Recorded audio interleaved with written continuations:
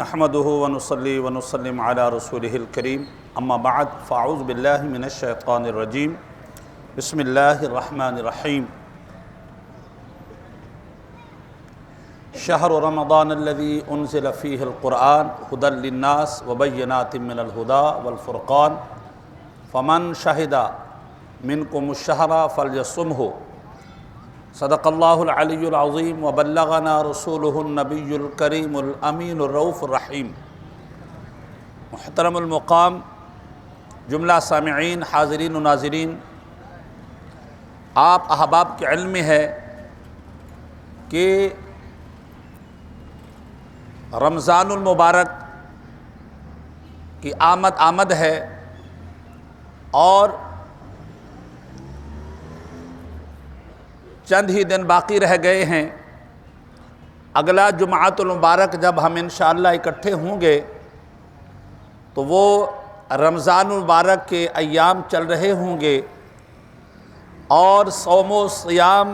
اور صلاۃ و قیام کا سلسلہ جاری اور ساری ہو چکا ہوگا۔ اللہ تبارک و تعالی عز و جل کے حبیب صلی اللہ علیہ وسلم دعا مانگا کرتے تھے، اے اللہ ہمیں رمضان المبارک تک پہنچا، رمضان المبارک کے روزے رکھنے کی توفیق عطا فرما، رمضان المبارک کو دیکھنا نصیب فرما۔ اور صحابہ کرام علیہم رضوان فرماتے ہیں کہ حضور علیہ الصلاۃ والتسلیم شعبان المعظم میں اپنے گھر والوں کو پہلے سے تیار کرتے تھے کہ مستعد ہو جاؤ، کمر بستہ ہو جاؤ اور تیار ہو جاؤ کہ رمضان المبارک کی عبادت کے لیے، رمضان المبارک میں تلاوت کے لیے، رمضان المبارک میں صوم کے لیے، رمضان المبارک کے قیام کے لیے۔ حضور علیہ الصلاۃ والتسلیم جتنا اہتمام دیگر مہینوں میں اللہ کی عبادت کا کرتے تھے اور صوم و صلاۃ کا کرتے تھے، قیام اور صیام کا کرتے تھے، اس سے بڑھ کر بلکہ کئی گنا بڑھ کر کے اس ماہ مبارکہ کی تیاری کرتے تھے، اس ماہ مبارکہ کے لیے گھر والوں کو مستعد کرتے تھے۔ اللہ تبارک و تعالیٰ کے حبیب صلی اللہ علیہ وسلم کا سب سے بڑا معمول مصنف ابن ابی شیبہ میں موجود ہے کہ حضور علیہ الصلاۃ والتسلیم رمضان المبارک کی ہر رکعت میں 20 رکعتاً، رمضان المبارک کی ہر رات میں 20 رکعتاً 20 رکعت نماز پڑھا کرتے تھے، 20 رکعت نماز تراویح پڑھا کرتے تھے۔ حضور علیہ الصلاۃ والتسلیم بخاری سے ثابت ہے کہ حضور علیہ الصلاۃ والتسلیم نے 3 دن جماعت کے ساتھ اور رات کے آخری پہر میں، 3 دن جماعت کے ساتھ رات کے آخری پہر میں حبیب صلی اللہ علیہ وسلم نے اپنے صحابہ کرام علیہم رضوان کو جماعت کے ساتھ جو ہے وہ نماز تراویح پڑھائی ہے اور نماز تراویح کا اہتمام کیا ہے۔ حضور علیہ الصلاۃ والتسلیم ارشاد فرماتے ہیں کہ تمہارے رب نے اس ماہ مبارکہ کا قیام تمہارے اوپر لازم کیا ہے، تمہارے اوپر مستحب قرار دیا ہے، تمہارے اوپر مسنون قرار دیا ہے۔ تو دوستو، یہ ماہ مبارکہ جو ہمارے اوپر جلوہ فگن ہونے والا ہے، حضور علیہ الصلاۃ والتسلیم نے فرمایا مغفرت کا مہینہ تمہارے اوپر جلوہ فگن ہونے والا ہے۔ حضور نے فرمایا رحمت کا مہینہ تمہارے اوپر جلوہ فگن ہونے والا ہے۔ حضور علیہ الصلاۃ والتسلیم نے فرمایا عتق من النار، جہنم سے آزادی دلانے والا مہینہ تم پر جلوہ فگن ہونے والا ہے۔ حضور علیہ الصلاۃ والتسلیم نے ارشاد فرمایا یہ وہ ماہ مبارکہ ہے جس میں ایک بڑی مبارک رات آتی ہے، جس کی ایک رات کی عبادت، ایک رات کی ریاضت، ایک رات کی خدا کے بارگاہ میں سجدہ ریزی 1000 مہینوں کی عبادت سے بڑھ کر ہے۔ حضور علیہ الصلاۃ والتسلیم نے فرمایا یہ ماہ مبارکہ جو تمہارے اوپر جلوہ فگن ہونے والا ہے، اس کی برکت یہ ہے، اس کا جو ہے اللہ کی بارگاہ میں مقام یہ ہے کہ اگر تم اس میں ایک نفل ادا کرتے ہو اس کا ثواب فرض کے برابر ہے، ایک نفلی عبادت ادا کرتے ہو اس کا ثواب فرض کے برابر ہے، اور ایک فرض ادا کرتے ہو اس کا ثواب 70 فرض کے برابر ہے۔ حبیب علیہ السلام نے ارشاد فرمایا کہ یہ وہ مبارک مہینہ ہے کہ یرزق فیہ المومن، اس میں جو ہے مومن کا رزق بڑھا دیا جاتا ہے، مومن کے رزق میں اضافہ کر دیا جاتا ہے۔ حضور علیہ السلام نے فرمایا یہ مواسات کا مہینہ ہے، ہمدردی کا مہینہ ہے، غم خواری کا مہینہ ہے، اس میں لوگ کثرت کے ساتھ اللہ کی عبادت کرتے ہیں، اللہ کے راستے میں مال خرچ کرتے ہیں،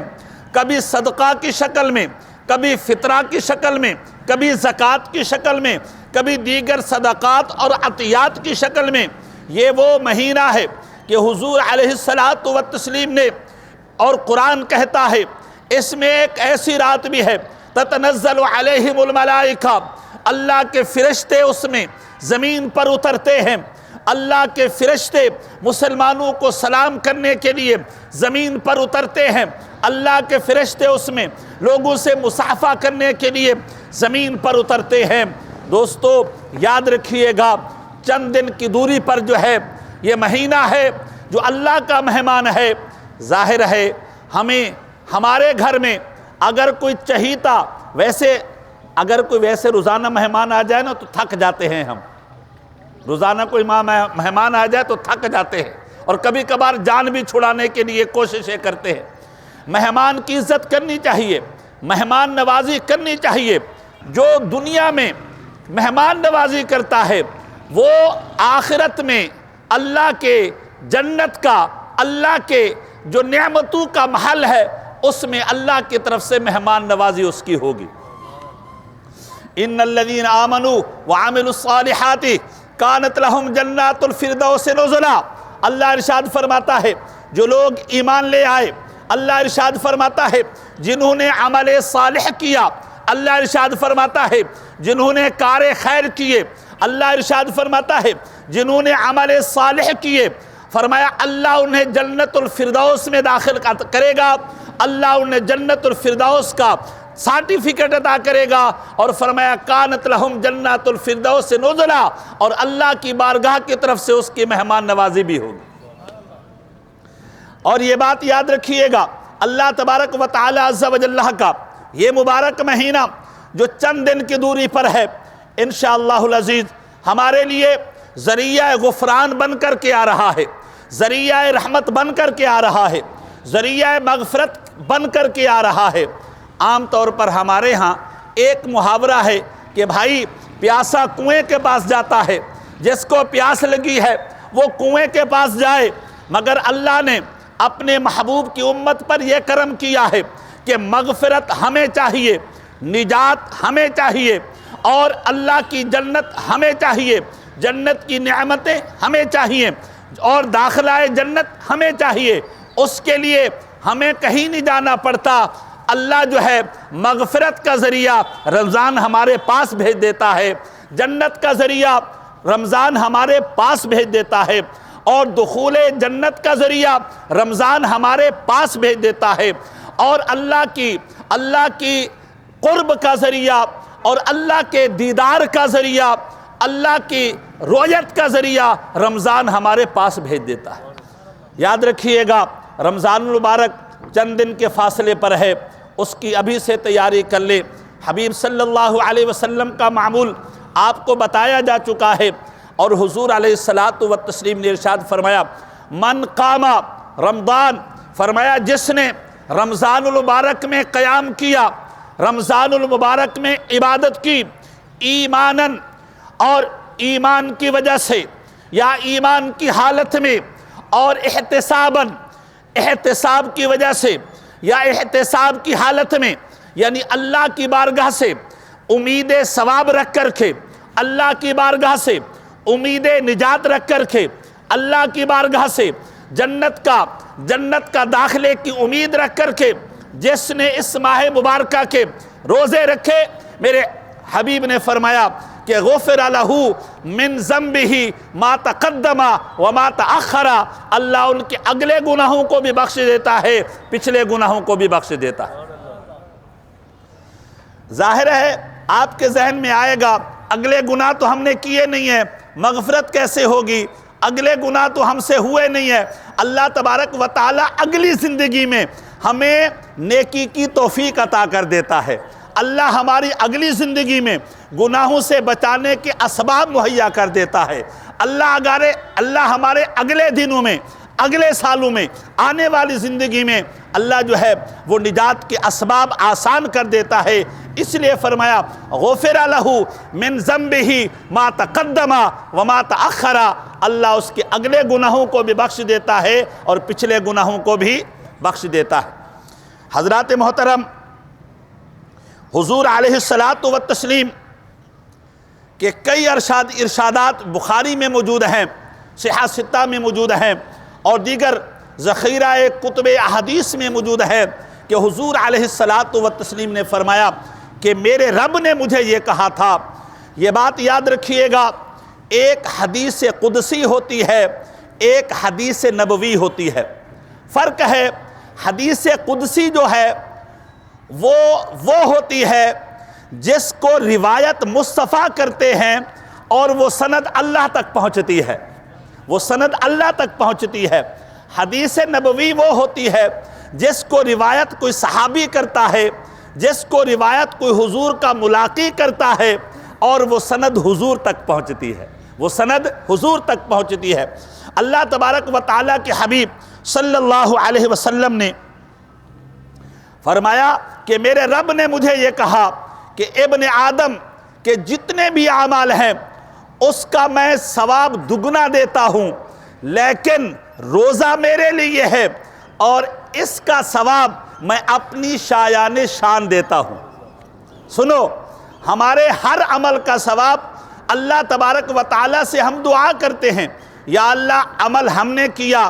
اس کا ثواب ہمارے عمل کے مطابق نہیں، اپنی شایان شان عطا کر، ہمیں دعا کرنی پڑتی ہے۔ لیکن روزہ ایک ایسا عمل ہے کہ بس ہم کرتے جائیں، اللہ تبارک و تعالیٰ کی بارگاہ میں التجا نہیں کرنی پڑتی، اللہ خود ہی اپنی شایان شان اس کا بدلہ عطا کر دیتا ہے۔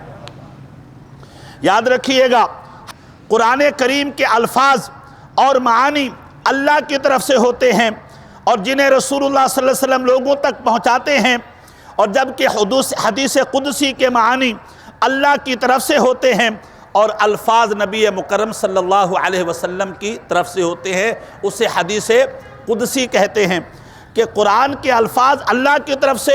معانی بھی اللہ کی طرف سے، پہنچانے والا جبریل ہے، سنانے والے حضور ہیں، اور ہم تک پہنچانے والے صحابہ ہیں۔ اور الفاظ جو ہیں اللہ تبارک و تعالیٰ، معانی اللہ کی طرف سے ہوتے ہیں، الفاظ حضور کی طرف سے ہوتے ہیں، اور حضور ہم تک پہنچاتے ہیں، اسے حدیث قدسی کہتے ہیں۔ یاد رکھیے گا، قرآن کریم تواتر کے ساتھ ہم سے ثابت ہے۔ قرآن پاک کا منکر کافر ہے، ایک آیت کا منکر کافر ہے، کسی ایک حکم کا منکر کافر ہے، لیکن حدیث قدسی متواتر ہم تک نہیں پہنچی۔ حضور علیہ الصلاۃ والتسلیم، یہ بات یاد رکھیے گا، قرآن کریم کی تلاوت کرنا عبادت ہے، اور قرآن کریم کی تلاوت کرنا عبادت ہے۔ ہر حرف کے بدلے میں 10 نیکیاں ملتی ہیں۔ یہ قرآن ہے۔ حدیث قدسی یہ ہے کہ اس کی تلاوت کرنا عبادت بھی نہیں ہے اور ضروری بھی نہیں ہے کہ اس کے ہر حرف کے بدلے 10 نیکیاں بھی ملے۔ اور یہ بات یاد رکھیے گا، قرآن کریم روایت بالمعنی ہم نہیں ادا کر سکتے۔ قرآن پاک کے جو الفاظ ہیں اور جس قرات کے ساتھ ہیں اسی کے ساتھ پڑھا جا سکتا ہے، لیکن حدیث قدسی جو ہے وہ روایت بالمعنی جائز ہے۔ اللہ ہمارے درس کو قبول فرمائے۔ وما علینا الا البلاغ۔